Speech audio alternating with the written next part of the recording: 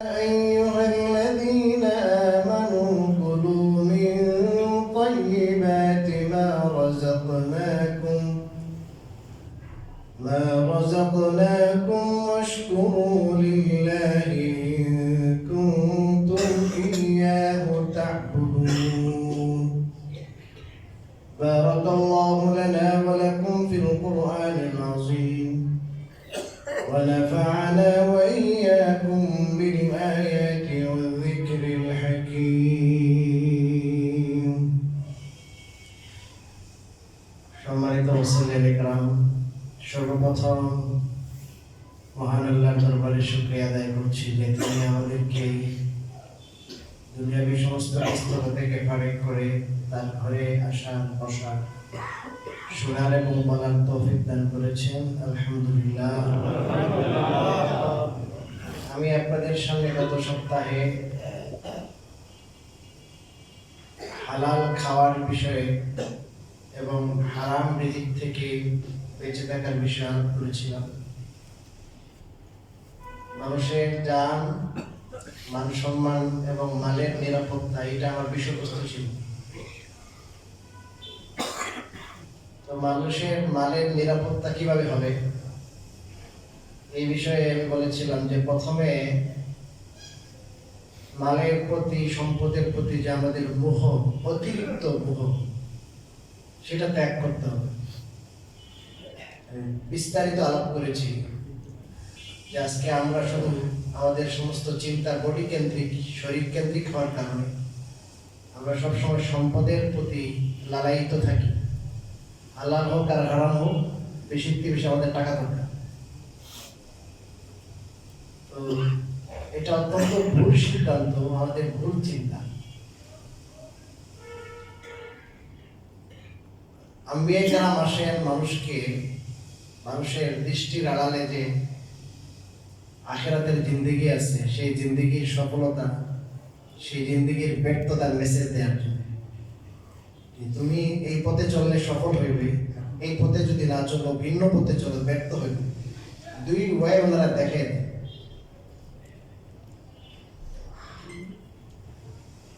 তো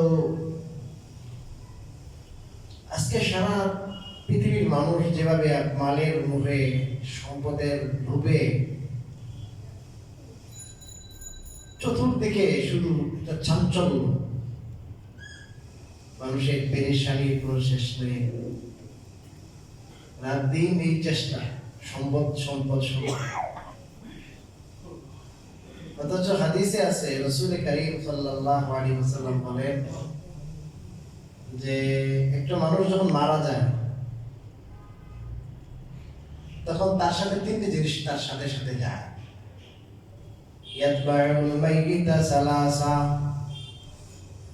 মালুহু ওয়া আমালুহু ওয়া ওয়ালাদুহু। তার সন্তান, তার মাল সম্পদ, ধন সম্পদ, তার সন্তানাদি, তার আমল, এগুলো যায়।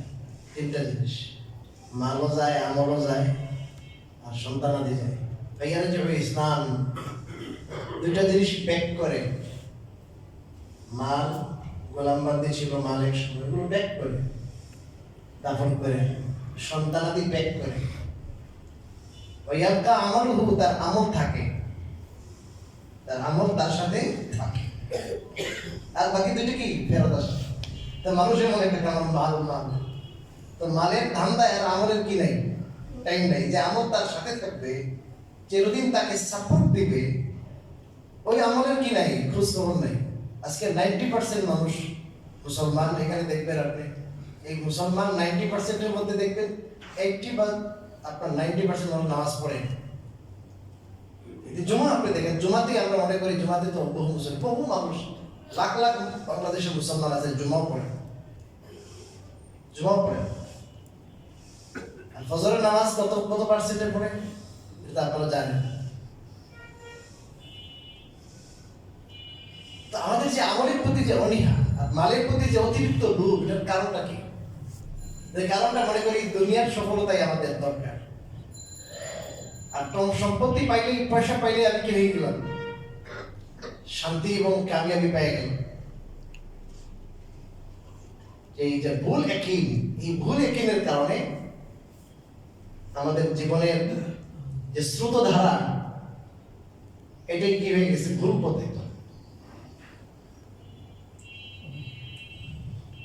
আজকে যে মুসল্লি যাদেরকে বলি আমরা নামাজি, 10% নামাজি, ধরেন 20%, 80% বেনামাজি। যারা নামাজ আমরা পড়ি, আমল ইবাদত যারা করছি, এই আমল ইবাদত কতটুকু আল্লাহর কাছে এলাও হচ্ছে, গ্রহণযোগ্য হচ্ছে, এটাও দেখার বিষয়। কারণ আমি নামাজ পড়লাম, হজ করলাম, উমরা করলাম, যাকাত দিলাম, সদকা করলাম, মসজিদ করলাম, মাদ্রাসা করলাম, আর হয়ে গেল, বিষয়টা এমন না। করলেই হয়ে যাবে এমন না। যেমন আপনারা আসছেন নামাজে এখানে, তো নামাজের বাহ্যিক কতগুলো কি আছে, নামাজ হওয়ার জন্য শর্ত আছে। নামাজের ফরজ আছে, ওয়াজিব আছে, রুকুন আছে, সুন্নত আছে। একটা নামাজের জন্য বড় একটা শর্ত হলো পবিত্রতা। জায়গা পাক, জামা পাক আছে না, জায়গা পাক, আপনার স্থানটা যেখানে চিন্তা করবেন পাক হতে হবে, তাহলে আপনার নামাজ হবে না। আপনার জামা যেটা আছে সেটা পবিত্র হতে হবে। এবারে যদি আপনার পেশাব থাকে, নাপাকি থাকে, আপনি ওটা নিয়ে ভুলে এসে পড়ছেন, পরে মনে হলো আরে এটা তো ফজরের সময় বদলে রাখছিলাম, পেশাব লাগছে ওইটা, আরে এটা আমার জমার নামাজই হয় না। আপনি বুঝবেন না, নামাজ হয় না আপনার, আপনি নিজে বুঝতেন। আপনি বলবেন যে হুজুর এখন কি করুন, আমি আপনাকে ফতোয়া দেবো যে আপনি এখন জুমার নামাজ পড়বেন না, আপনি এখন জোহর পড়বেন, জোহরের জানাজা পড়বেন। আপনি নিজে বুঝতেছেন যে আমার নামাজ হয় নাই, খতিব সাহেব পিছনে নামাজ পড়ছি, সবার সাথে নামাজ পড়েছি, কিন্তু ভুলে আমার কাপড়টা পবিত্র ছিল না, এই জন্য আমার নামাজ হয় নাই। আপনি বুঝেন। তো আমল কবুল হওয়ার জন্য, নামাজ কবুল হওয়ার জন্য যেমন বাহ্যিক পবিত্রতা জরুরি, পাক হওয়া জরুরি, আপনি ওযু করা জরুরি, গোসল ফরজ হলে গোসল জরুরি। ওযুতে যদি এক নখ পরিমাণ, এক চুল পরিমাণ জায়গা যদি আপনার ভিজা থাকে, শীতের দিনে আপনার ঠান্ডা পানি এটা ছোঁয়া আপনার সহ্য হয় না, ভালো করে আপনি পায়ের গোড়ালিটা ডলা দেননি, পায়ের গোড়ালিতে শুকনা রয়ে গেছে, হাদিসে আছে ওয়াইলুল লিল আকাবি মিনান নার, জাহান্নামের শাস্তি কথা আছে, ভয়াবহ শাস্তি। আপনি ওযু করে নামাজি হইয়া আল্লাহ রাসূল বলেন যে আপনার জন্য জাহান্নাম অপেক্ষা করছে, কারণ ভালো করে গোড়ালি কি করেন নাই, ধৌত করেন নাই, সব ওযু করছেন, এক চুল পরিমাণ রয়ে গেছে, হবে না নামাজ, একটু হবে না, কোনো সওয়াব হবে না, শাস্তি আছে। কেন? পবিত্রতায় ঘাটতি আছে। আমরা ভালো করে কান করে সবাই শুনতে হবে, বুঝতে হবে, আমল করতে হবে। যেরকম নামাজ কবুল হওয়ার জন্য ওযু ফরজ, গোসল ফরজ হলে গোসল ফরজ, জামা কাপড় পাক হওয়া ফরজ, জায়গা পাক হওয়া ফরজ, ঠিক তদ্রূপভাবে দুনিয়াবি দায় থেকে নয়, বরং আখিরাতে আল্লাহর কাছ থেকে এই নামাজের সওয়াব পাওয়ার জন্য, আল্লাহর কাছে এই নামাজটা গ্রহণযোগ্য হওয়ার জন্য আপনি যার খায়া কি করতেছেন, নামাজ পড়তেছেন, ওই খাবারটা শতভাগ পিওর হওয়া জরুরি, ফরজ। আপনি যে তেলটা, আপনি গাড়ির যেমন তেলটা যদি ভেজাল তেল হয় গাড়ি চলবে, কথা বলেন, ঠিক তদ্রূপভাবে আপনার আমার যে চালিকা শক্তি আছে, যে শক্তি এবং যে বলে আপনি আমি নামাজ পড়ছি, রোজা রাখছি, ওই শক্তিটা কি হইতে হবে, এটার উৎস হালাল হতে হবে। উৎস কি হালাল হতে হবে। ওটা যদি সুদের হয়, ঘুষের হয়, চাঁদাবাজির হয়, 2 নম্বরের টাকা পয়সার হয়, কালোবাজারির হয়, দুর্নীতির হয়, তাহলে আপনার এখানে কালো বালাই বানাইতে পারেন। 2 পয়সার আল্লাহর কাছে কোনো দাম নাই। আশ্চর্য। ইমাম তিরমিজি রাহমাতুল্লাহি আলাইহি, ওনার তিরমিজি শরীফ হাদিসের কিতাব, গ্রহণযোগ্য কিতাব, উনি হাদিসের এই কিতাবটা শুরু করেছেন প্রথম অধ্যায়, বাবু মা জাআ লা তুকবালু সালাতুন বিগাইরি তুহুরি ওয়ালা সাদাকাতুন মিন বুদুরি। অধ্যায়, প্রথম অধ্যায়, ইমাম তিরমিজি। ইমাম বুখারী রাহমাতুল্লাহি বলেন যে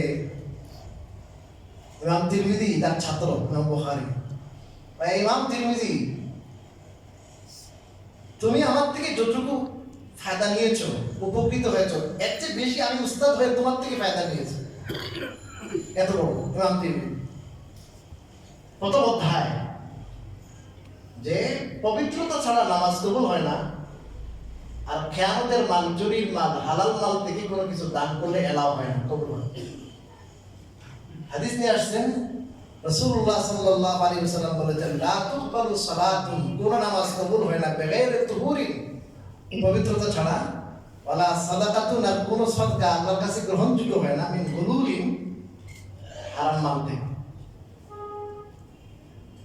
কারণ হারাম মাল থেকে সদকা কবুল হয় না। আপনি সদকা করলেন, অনেক টাকা দান করলেন, হারাম মাল, আল্লাহর কাছে কি হবে না, গ্রহণযোগ্য। এক হাদিসে আছে রাসূল কারীম সাল্লাল্লাহু আলাইহি ওয়াসাল্লাম বলেন, আমি এই হাদিসটা কয়েকবার শোনাইছি আপনাদেরকে, আব্দুল্লাহ ইবনে ওমর রাদিয়াল্লাহু আনহুমা, আল্লাহর রাসূলের একজন সাহাবী, উনি হাদিস বলে তার শ্রোতাদেরকে বলেন, এই তোমরা শোনো, এই হাদিস যদি আমি না শুনে থাকি আল্লাহর রাসূল থেকে, তাহলে আমি বদদুয়া করতেছি, আমি যেন বধির হয়ে যাই, কালো হয়ে যাই, আমার কানগুলো আল্লাহ নষ্ট করে দেয় যদি আমি কি না শুনে থাকি, হাদিসটা না শুনে থাকি। কতটা উনি কনফিডেন্স। কি হাদিস? মান ইশতারা সাওবান বিআশারাতি দারাহিম ফিহি দিরহামুম মিনাল হারাম, যে মানুষ একটা কাপড় ক্রয় করলো 10 দিরহাম, এর মধ্যে 9টা দিরহাম হালাল মালের। কয়টা? 9টা। একটা দিরহাম মাত্র হারাম। তো হাদিসে রাসূলুল্লাহ সাল্লাল্লাহু আলাইহি ওয়াসাল্লাম বলেন যে তার কোন নামাজ আল্লাহ তাআলা কবুল করবেন না যতক্ষণ পর্যন্ত ওই জামা তার গায়ে থাকে। লাম ইয়াকবালিল্লাহু লাহু সালাতান মা দামা আলাইহি, যতক্ষণ ওই জামা তার গায়ে থাকবে আল্লাহ কোন নামাজ তার কবুল করবে না। সুদের পয়সা, ঘুষের পয়সা, মাত্র কয় টাকা? 1 টাকা।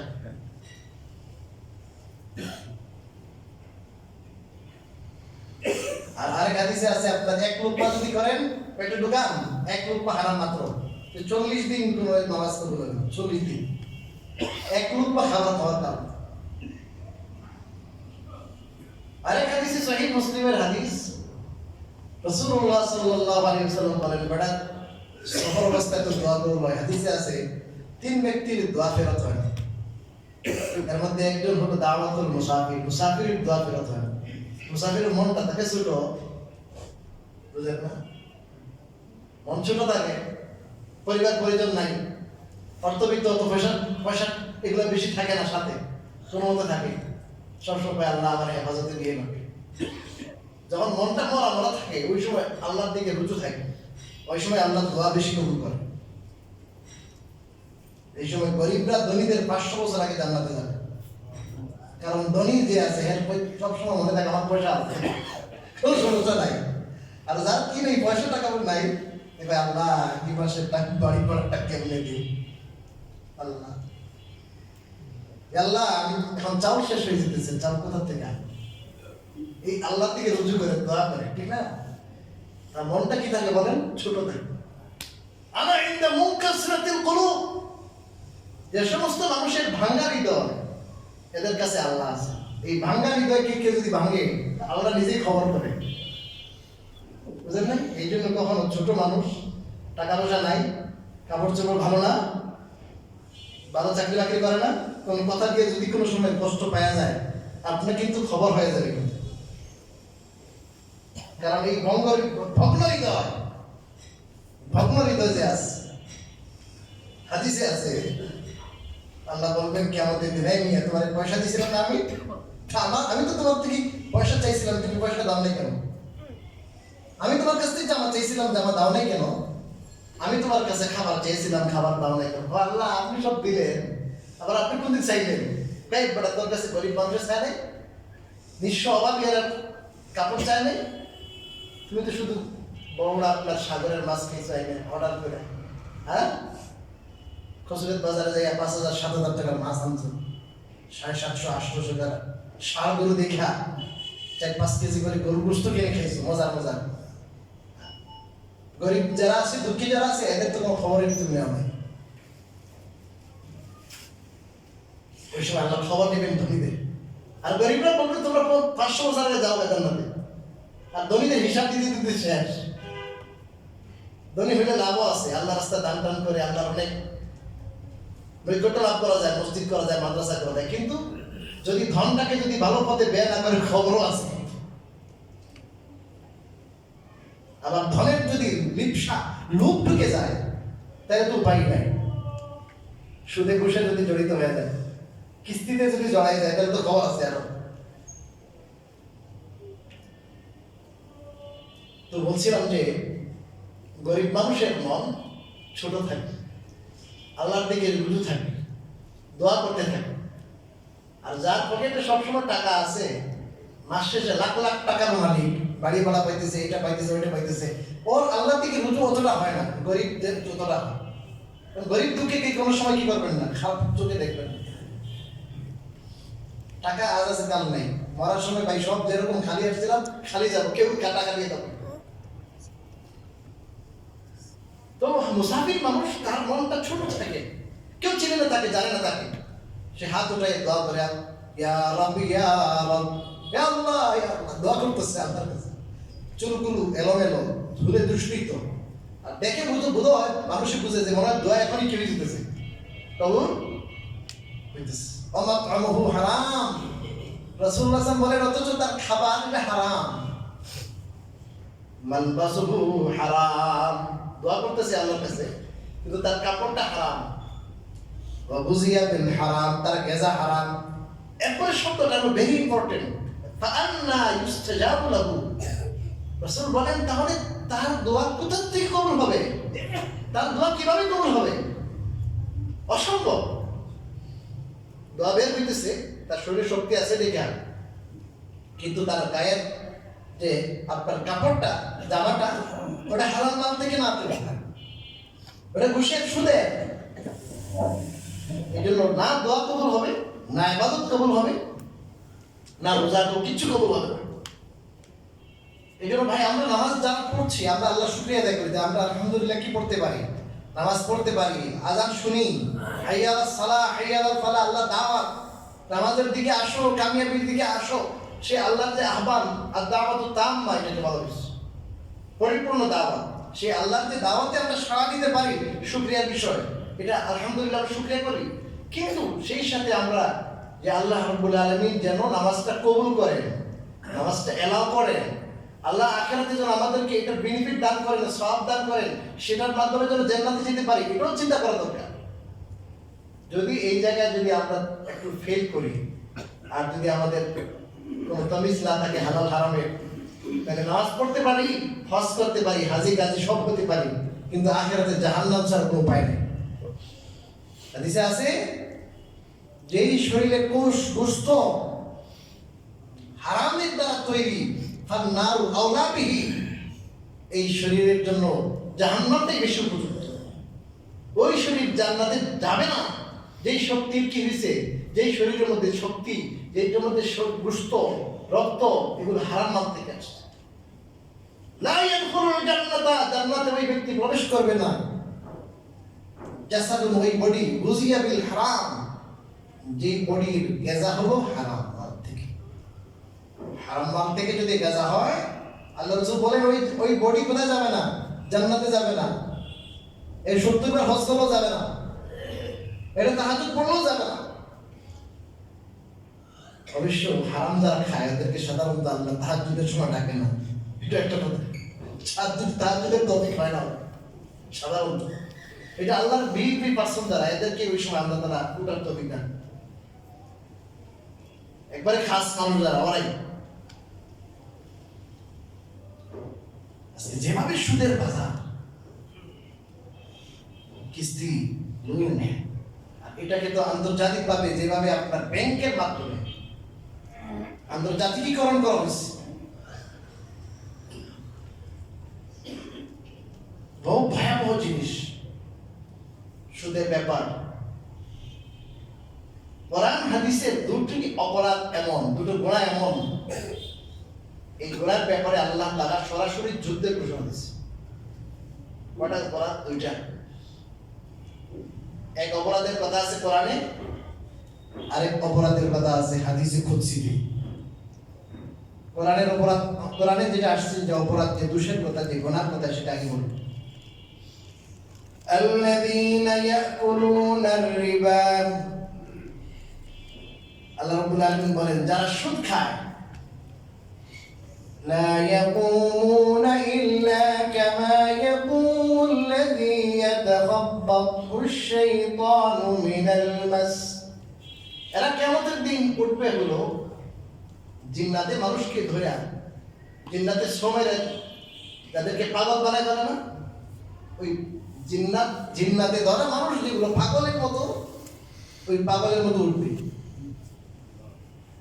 এটা কেমন? এটা এই জন্য দালিকে বিয়ান্নাম কালু ইন্নামাল বাইউ মিসলুর রিবা, তবে ব্যবসা বিজনেস যেমন শুধু তো এমন, ব্যবসা বিজনেস যেমন আমি পণ্যের মোকাবেলায় কি করতেছি, লাভ করতেছি, এখানে আমি টাকা দিয়ে লাভ করতেছি, সমস্যা কি? আল্লাহ রাব্বুল আলামিন অনেক লম্বা আয়াত ওখানে শেষে বলছেন এটা, যে তোমরা যদি এই সুদটা, আমি এত বড় ভয়াবহ কথা বললাম, হুমকির কথা বললাম, এটা শোনার পরও যদি তোমরা সুদ বাদ না দাও, তাহলে ফাকদামু বিহারবিন মিনাল্লাহি ওয়া রাসূলিহি, তোমরা আল্লাহ এবং আল্লাহর রাসূলের পক্ষ থেকে যুদ্ধের ঘোষণা শুনে নাও। তোমাদের সাথে কি যুদ্ধ? আপনি সুদ বাদ দিবেন না, আপনার সাথে আল্লাহ এবং আল্লাহর রাসূল যুদ্ধ ঘোষণা করবে। আপনার প্রতিপক্ষ যদি আল্লাহ আল্লাহ রাসূল হন, পারবেন আপনি? এত বড় অপরাধ আজকে সুদে জড়াই গেছে পুরা সমাজের মানুষ। এমন ভাবে কেউ আছে যে হয়তো কিস্তি নেয় না, ঠিক আছে, কিন্তু সে 1 কোটি টাকা রাখছে ব্যাংকে, এখান থেকে মাসে মাসে পাইতেছে, হিসাব যখন একটা ক্লোজ হয়, এখান থেকে একটা বড় অঙ্কের ইয়ে পায়, একটা বেনিফিট পায়, ইন্টারেস্ট, এটার নাম দিয়েছে ইন্টারেস্ট। হাদিসে আছে এমন এক জামানা আসবে যে জামানাতে সুদের নাম চেঞ্জ করবে, মদের নাম চেঞ্জ করবে, মদের নাম মদ থাকবে না, এটা ইন্টারেস্ট নাম বলে খেতেছে, সুদ খেতেছে। এই ব্যাংকের মুনাফা যেটা, এই মুনাফাটা 100 বছর হারাম, এটা সুদি কারবার। এটা আপনি বিল্ডিং করবেন, আপনি 100 কোটি টাকা দিয়ে বিল্ডিং করবেন, আপনি আনছেন 100 কোটি টাকা, এখানে আপনি লোন দিচ্ছেন, ব্যাংকে আপনি সুদ খাওয়াইছেন, ব্যাংকে কি খাওয়াইছেন? সুদ খাওয়াইছেন। আর আপনি কি করলেন? ব্যাংকে কিছু টাকা জমা রাখলেন, সেভিংস অ্যাকাউন্ট, তার সাথে আপনার লেনদেন কত পার্সেন্টের লেনদেন যেটা হয় এটা লেখা আছে, সেই চুক্তি অনুপাতে আপনি 5%, 10%, যত পার্সেন্ট বলে তত পার্সেন্ট আপনি লাভ পাইতেছেন। সে চিন্তা করছে আমার ব্যবসাটা দরকার নেই, কিছু দরকার নাই, আমার টাকা আছে 50 লাখ, 1 কোটি টাকা জমা রাখবো, আর মাসে মাসে কি খাবো? লাভ খাবো। এই সহজ, আমার টাকাটাও জমা থাকলো আর লাভ খাইতেছে, শতভাগ হারাম খাইতেছে, সুদ খাইতেছে, সুদ।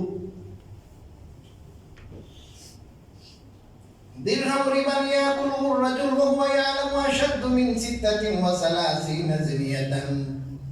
হাদিসটা মনে রাখবেন, রাসূলুল্লাহ সাল্লাল্লাহু আলাইহি ওয়াসাল্লাম বলেন, কেউ যদি জেনে শুনে একটা দিরহাম, 1 দিরহাম পরিমাণ সুদ খায়, তাহলে এটা 36 বার ব্যভিচার করার থেকে বড় অপরাধ। জেনা, একটা জেনা কত বড় কবিরা গুনাহ। 1 দিরহাম পরিমাণ যদি কেউ সুদ খায়, তাহলে 1 দিরহাম পরিমাণ সুদের অপরাধ হলো 36 বার জেনা করার থেকেও মারাত্মক। 36 বার জেনা সমান না, আসাদ শব্দ, আসাদ মানে আরো ভয়াবহ। 36 বার জেনা করলে যেই পরিমাণ গুনাহ হবে, যেই পরিমাণ পাপ হবে, এর চেয়ে আরো মারাত্মক গুনাহ হলো 1 দিরহাম পরিমাণ কি খাওয়া? সুদ খাওয়া। আরেকটা হাদিস বলে দিলে বুঝবেন আরো। আর রিবা 70 জুজআ, আর রিবা 70 জুজআ। রাসূলুল্লাহ সাল্লাল্লাহু আলাইহি ওয়াসাল্লাম বলেন, সুদের গোড়া এটার 70টা অংশ আছে, 70টা স্তর, অনেকগুলো। এর মধ্যে সর্বনিম্ন যেটা, আল্লাহ রাসূল বলেন সর্বনিম্নটা আমি তোমাদেরকে বলে দেই, এর উপরেরটা এর চেয়ে আরো গুরুতর, এর উপরেরটা আরো গুরুতর, এরকম আর কি। আমি একবার নিম্নে যেটা আছে এটা আমি বলি, বাকিটা তোমরা কি করবা বুঝে নিবা। এটা হলো আইয়ামকিহার রাজুল উম্মাহু। কোন অমানুষ, কোন পশু যদি, মানুষ নামের কোন পশু যদি তার মায়ের সাথে জেনা করে, ব্যভিচার করে, যত বড় অপরাধ। তার নিজের জন্মদাতা মা, তার সাথে যদি সেই অপকর্ম করে, এটা যত বড় অপরাধ, অত বড় অপরাধ হলো আপনার সুদের 70টা গুনাহ সর্বনিম্ন গুনাহ। এর উপরে চিন্তাটা দেখলাম আজকে কিভাবে জড়াই গেছে। অনেক পয়সা পাওয়া মানুষ আমি দেখছি, পয়সা ঋণ দিতে চায় না, আমাকে একটু ইয়ে দাও, লাভ দেবো, লাভ দিলে দেয় 5,000 10,000 লাভ। আপনি লাভ খাইতেছেন নাকি খাইতেছেন? আল্লাহ সব হারাম হারাম। আমাকে একজন প্রশ্ন করেছেন 2 দিন আগে, হুজুর ইসলামী ব্যাংকের কি বিধান? ওনারা বললাম বিষয়টা অনেক লম্বা দীর্ঘ। মানে আমার খুব প্রিয় মানুষ, খুব মহব্বতের মানুষ, ফরেজগার, আমার জানা মতো ফরেজগার, ভালো মানুষ, এই জন্য জিজ্ঞাসা করছিলাম। আমি বললাম যে ওনাদের যে বোর্ড আছে, ফিকি বোর্ড আছে, বোর্ডটা সব ঠিক আছে, ফর্মালিটি রক্ষা করে। ইসলামিক যে থিওরি আছে, লেনদেন স্বচ্ছ হওয়া এবং হালাল হওয়ার যে থিওরি আছে, ওই থিওরি গুলো ওনাদের ওই কলমে কাগজে আছে। প্র্যাকটিক্যালি এটা বাস্তবায়ন যদি না করে, তাহলে শুধু আপনার ইসলামী নাম দিলেই তো ইসলামী হয়ে যাবে না।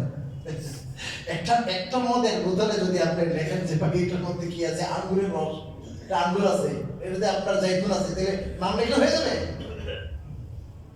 আমি শুধু শুনে বলছি না, বাস্তবে অভিজ্ঞতা থেকে, মাঠ পর্যায়ে অভিজ্ঞতা থেকে বলছি। আমরা যখন স্টাডি করি এগুলা মুফতি হওয়ার জন্য, তখন আমরা এগুলো ব্যাংকে গিয়েছি, আমরা সরাসরি ওনাদেরকে প্রশ্ন করেছি। আমরা একটা একটা করে দেখেছি। ইসলামিক লাইফ ইন্স্যুরেন্স আমরা গিয়েছি, বাংলাদেশের যত লাইফ ইন্স্যুরেন্স আছে ইসলামী নামে, সবগুলোর সাথে কথা বলেছে, আমার কেউ উত্তর দিতে পারেনি। ইসলামিক একটা নাম লাগে ইসলামিক। আপনাদেরকে বললে কতটা বুঝবেন, সময় নাই আমার কাছে, সময় শেষ হয়ে গেছে। বাইরের যে মানে ইসলামিক যে লেনদেন আছে, এর মধ্যে একটা আছে মুরাবাহা। ওনাদের এখানে দেখবেন মুরাবাহা আছে, একটা মুদারাবা আছে। মুদারাবা আসলে মুদারাবা, এই মুদারাবা মুরাবাহা এই চুক্তিগুলো, এগুলো চুক্তি ওনাদের নাম তো ঠিকই আছে দেওয়া, কিন্তু ওগুলো জায়েজ হওয়ার জন্য ও শরীর যে পদ্ধতি আছে, এই পদ্ধতিটা কতটা কি করা হচ্ছে, ওখানে কতটা অবলম্বন করা হচ্ছে, এইটা হলো দেখার বিষয়। আরেকটা বিষয় হলো, বাংলাদেশের যত ব্যাংক আছে, কোনো ব্যাংক স্বাধীন না। সবগুলো ব্যাংকের মূল হলো বাংলাদেশ ব্যাংকের সাথে এদের কানেক্ট। বাংলাদেশ ব্যাংক থেকে স্বাধীন না, কথা বলছেন, বাংলাদেশ ব্যাংক থেকে স্বাধীন না। এটা বাংলাদেশে ইসলামী ব্যাংক তখন হবে শতভাগ, যখন বাংলাদেশের সরকার এটা স্পেস দিবে। সরকার চাবে যে না, আমাদের দেশের বেসরকারি খাতে ব্যাংক হোক, যেখানে মানুষ, যারা ইসলামী মাইন্ডের মানুষ আছে, ম্যাক্সিমাম মানুষ চায় যে আমার লেনদেনটা যেন স্বচ্ছ হয়, পরিষ্কার হয়, পরিচ্ছন্ন হয়, হারাম মুক্ত হয়। তারা যখন আন্তরিক হবে সরকার, তখনই সম্ভব। যারা আপনারা ইসলামী ব্যাংকিং ইকোনমিক্স সম্পর্কে ধারণা রাখেন, তারা আমার কথাটা বুঝতে পারবেন। যতদিন পর্যন্ত সরকার স্পেস দিবে না, আন্তরিক হবে না, ততদিন ইসলামী ব্যাংকের যারা হর্তাকর্তা আছে, এরা চাইলেও শতভাগ ইসলামী ব্যাংক করা যাবে না। এবং বাংলাদেশ ব্যাংকের সাথে আছে ওয়ার্ল্ড ব্যাংক। এবং একটা অত্যন্ত অত্যন্ত দুঃখজনক কথা, একটা ধোঁকাবাজি, ভাওতাবাজি, সেটা হলো যখন দেখলো ইসলামী ব্যাংক, আল আরাফা ইসলামী ব্যাংক, এগুলা মানুষ এমন ভাবে নিছে, এখন দেখা যায় যে বেসরকারি ব্যাংক, পূবালী, অগ্রণী, যেগুলো ব্যাংক আছে, এগুলোতে গ্রাহক এমন কম। ওরা করলো কি, ওরা দেখলো আরে সব বোনাস ইসলামী ব্যাংকের সব কাস্টমার হয়ে গেছে, সব গ্রাহক আল আরাফা চলে যাচ্ছে, এবং এরও একটা শাখা চলে ইসলামী, বুঝেন নাই? পূবালী ব্যাংক, অগ্রণী ব্যাংক, ওগুলো কি ইসলামী শাখা আছে। তার মানে আপনি ইসলামী লেনদেন চান, সুদমুক্ত চান, আসেন, আপনার ওয়ে আছে, এখানে আসেন। অত সম্পূর্ণ সবগুলো A to Z সব হারাম, সব সুদি লেনদেন, আর নাম দিয়েছে ইসলামী। কারণ ওই যে বেড়া গ্রাহক, এ বেড়া তো ইসলামী লেনদেন জানে না, বুঝে না। এ শুধু ইসলামের নামটাই জানে। এরা এরা একটা ধোঁকা দিয়ে, বাংলাদেশের মানুষ ইসলাম প্রিয়, বাংলাদেশের মানুষ ইসলাম প্রিয়, আল্লাহ প্রিয়, দিন প্রিয়, কিন্তু ইসলামের বিষয়ে তো নলেজ নাই। এই জন্য এদেরকে ধোঁকা দেওয়া সহজ। এই মানুষগুলোকে ধোঁকা দিয়ে এই গ্রাহক সংখ্যা বাড়াইবার জন্য একটা ধোঁকা ছাড়া কোনো কিছু না ইসলামী নাম। আপনি মদ দেবেন, মদ বলেন আপনি মদ এটা মদ বলে খাওয়ান, আপনি এটা একটা অপরাধ হবে। আপনি যদি মদ খাওয়াইতেছেন আর বলতেছেন এটার মধ্যে যাইতুন আছে, এটা ডবল অপরাধ। খাওয়াইলেন মদ, আবার 2 নম্বর ধোঁকা দিলেন আপনি বেড়াতে। আপনি পচা মাছ দিয়েছে, আপনার ওই চিটাঙ্গি আপনার ইলিশ বিক্রি করে, বা 1 নম্বর টাটকা আপনার চাঁদপুরের ইলিশ, 1 নম্বর টাটকা চাঁদপুরের ইলিশ, চিটাঙ্গা ইলিশ বেছে 1 নম্বর টাটকা চাঁদপুরের ইলিশ, পদ্মার ইলিশ, বরিশালের ইলিশ করে ব্যস্ত আছে, ধোঁকা নাই না? আপনি তো এখানে তাহকি করতে পারেন, আপনি তো ওখানে বলেন যে ভাই ইলিশটা কেমন, আপনি ইউটিউবে সার্চ দেন যে পদ্মার ইলিশ কেমন হয়, বরিশালের ইলিশ কেমন হয়, সাগরের ইলিশটা কেমন, চিটাঙ্গি ইলিশ কেমন, আপনি দিকেও বুঝেন। তাহলে এই ধোঁকাবাজি বুঝেন না কেন? আপনার ইমাম দিন ধ্বংস করে দিতেছে এরা। এই সরকার কিছুদিন আগে বাংলাদেশ ব্যাংক কথা বলেছে এগুলো, যে এদের ইসলামী ব্যাংক আপনার এই ইসলামী নামটা প্রত্যাহার করা উচিত। বাংলাদেশ ব্যাংক স্বীকার করছে তারা। এই ধোঁকাবাজি কেমন? গ্রাহক বাড়ানোর জন্য এই ধোঁকাবাজি শুরু করছে। অথচ এখানে তাদের গ্রাহক যারা আছে এর মধ্যে 90% প্লাস এরা চায় আমার ব্যবসা, আমার টাকাটা আমি বিনিয়োগ করছি, আমি বৈধভাবে যেন কিছু টাকা মালিক হই। আপনি সব পুরো করে দিলেন কি? একটু আন্তরিক হলেই চলে। মোরাভা কত সুন্দর। মোরাভা মানে কি? মনে করেন আপনি 1 টন রডের দরকার, আপনার 1 টন রডের দাম মনে করেন 90,000 টাকা, আপনার কাছে টাকা নাই, বুঝে গেলেন? আপনি গেলেন ব্যাংকে যে ভাই আমার কি দরকার, 1 টন রডের দরকার, 90,000 টাকা। সে বলবে ঠিক আছে, আপনার 1 টন রডের দরকার তো আমি কিনে দিব আপনার। ব্যাংকে নিজে কি করবে? এটা কিনবে, সে তার লোক দিয়ে কিনবে, কেনার পরে আপনার কাছে বিক্রি করবে 1 লাখ টাকা দিয়ে। এখন তাকে আপনি 6 মাসের বা 1 বছরের চুক্তি, আপনি আস্তে আস্তে কি দিলেন, তার 1 লাখ টাকা দিলেন। আপনি এখন কি, সে আপনাকে 90,000 টাকা দিল, আপনি তার এই 90,000-এর বিনিময়ে 10,000 টাকা কি দিলেন, লাভ দিলেন। বিষয়টা এমন না, টাকার বিনিময়ে টাকা যদি দেন এটা কি হলো, সুদ। এখন আপনি 10,000 দিচ্ছেন কিসের বিনিময়ে? না টাকার বিনিময়ে না, এখন আপনি রডের বিনিময়ে। কথা বুঝেন? যারা রডের কোম্পানি থেকে রড আনে তারা তো লাভ করে আপনার কাছে বিক্রি করে না। ঠিক ততভাবে আপনি যেমন একটা এরা আপনি তার কাস্টমার, সে আপনার রড কিনে আপনার কাছে লাভে বিক্রি করছে আর কি। তা আপনি লাভ দিচ্ছেন 10,000 রডে। এটা মোরা ভাবো তো সুন্দর। এদের কিনা এজেন্ট থাকবে, এদের লোক থাকবে, উকিল থাকবে, এরা আপনার বিল্ডিং করবেন, আপনি কোটি কোটি টাকা এরা মাল কিনে দিবে, এটা লাভ থাকবে 5% 10% লাভে আপনার কাছে বিক্রি করবে। সহজ ছিল। আমার কিছু দরকার নাই, আপনার কি দরকার, 5 কোটি দরকার, নেন, আপনি 10% কি দিয়েন, সুদ দিয়ে, ইন্টারেস্ট দিয়ে, খালাস।